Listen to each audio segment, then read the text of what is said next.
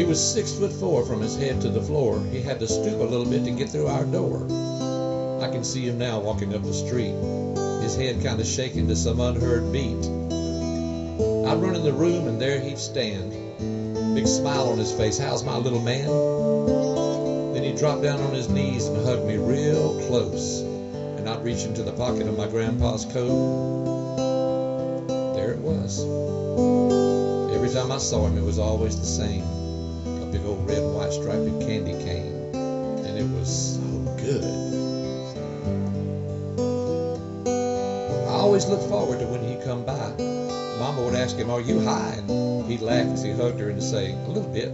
Got any coffee?" And then he'd sit, and I'd jump in his lap, and we'd butt heads like two old goats. I'd lay my head against my grandpa's coat.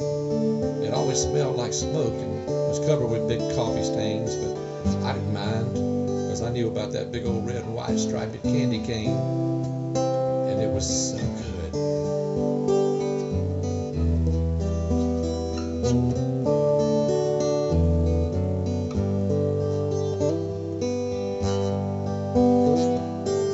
Well, I grew up and he passed away. Mama called me at work one day and she said, "I got some stuff together to donate. Can you come by after work if it's not too late?" I told her I would. When I got there, it was a sight to see. Blankets stacked up over by the TV and boxes of stuff scattered everywhere, and some old coats hanging on a chair. When I looked closer, I couldn't believe a big coffee stain on one sleeve. I walked over to her with a lump in my throat, and I said, "What you gonna do with Grandpa's coat?" She said, "I got all this stuff together today to give to the church coat and blanket giveaway." I said, Her heart was in the right place, that I could see. But Grandpa's coat was going to be going home with me. And I told her so. She just kind of shook her head.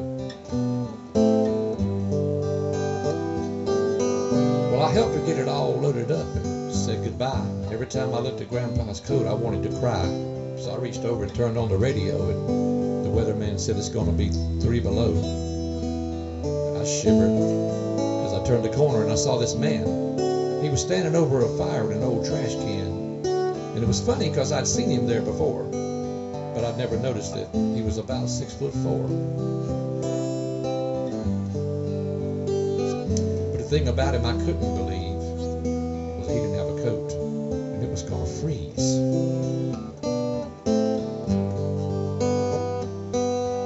Well, I was conflicted, there is no doubt. But I parked the car and I got out, and as I walked closer to him, I said a silent prayer.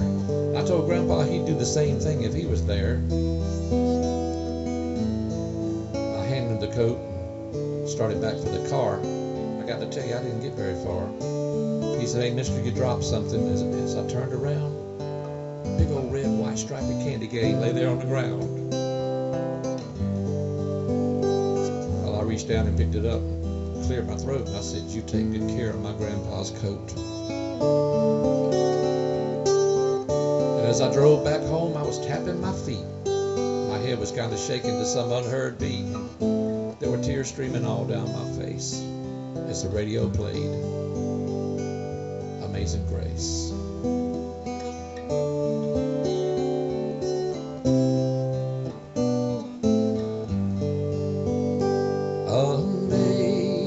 Amazing grace, how sweet the sound that saved a wretch like me. I once was lost, but now I'm found. Was blind, but now I see. I once was lost, but now I'm found. Was blind, but now I see.